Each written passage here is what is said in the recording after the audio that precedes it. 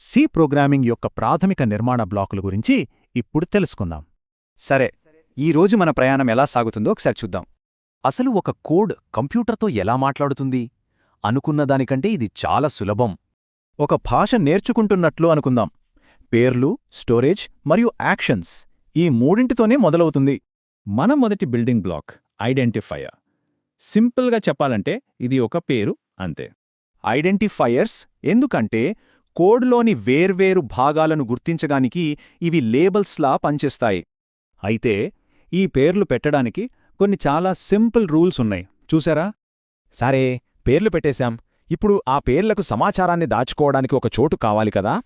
ఇక్కడ ముఖ్యమైన విషయమేంటంటే మారే విలువలకి వేరియబుల్స్, స్థిరమైన విలువలకి కాన్స్టెంట్స్. పేర్లున్నాయి, స్టోరేజ్ కూడా ఉంది. ఇప్పుడు మన డేటాతో పనులు చేయించడానికి సింబల్స్ కావాలి. ఈ ఆపరేటర్లను సి లాంగ్వేజ్లో క్రియాపదాలు లేదా యాక్షన్ వర్డ్స్ అని అనుకోవచ్చు. చూడండి, కొన్ని ఆపరేటర్స్ ఒకే ఐటంపై పనిచేస్తాయి, మరికొన్ని రెండు ఐటమ్స్ మధ్య పనిచేస్తాయి. సిలో చాలా రకాల ఆపరేటర్లున్నాయి. ఒక్కోదానికి ఒక్కో ప్రత్యేకమైన పని ఉంటుంది. మొదటివి అరిథ్మెటిక్ ఆపరేటర్లు, మనకు బాగా తెలిసిన లెక్కల గుర్తులివి. ఈ టేబుల్లో సి వాడే 5 ముఖ్యమైన అరిథ్మెటిక్ ఆపరేటర్లు ఉన్నాయి. ఇక రిలేషనల్ ఆపరేటర్లు. ఇవి రెండు విలువలను పోల్చడానికి వాడతాం. ఫలితం అవును లేదా కాదు. సమానత్వాన్ని చెక్ చేయడానికి డబుల్ ఈక్వల్స్ గుర్తు వాడతాం. ఇది చాలా ముఖ్యం, గుర్తుంచుకోండి. ఇది ఇంకో అడుగు ముందుకు వేసి మనం ఒకేసారి చాలా కండిషన్స్ని చెక్ చేయడానికి వీలు కల్పిస్తుంది. ఈ 3 ఆపరేటర్లు కోడ్లో నిర్ణయాలు తీసుకోవడానికి లాజిక్కి పునాది లాంటివి.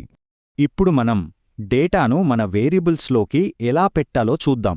దీనికోసం అసైన్మెంట్ ఆపరేటర్స్ ఉన్నాయి. సాధారణ ఈక్వల్స్ గుర్తుతో పాటు విలువలను మార్చడానికి కొన్ని షార్ట్కట్స్ కూడా ఉన్నాయి.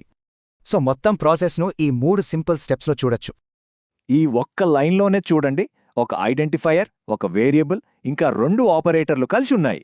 ఈ బిల్డింగ్ బ్లాక్స్ కేవలం ఆరంభం మాత్రమే. అసలు ప్రశ్న, మనమేం నిర్మిస్తాం?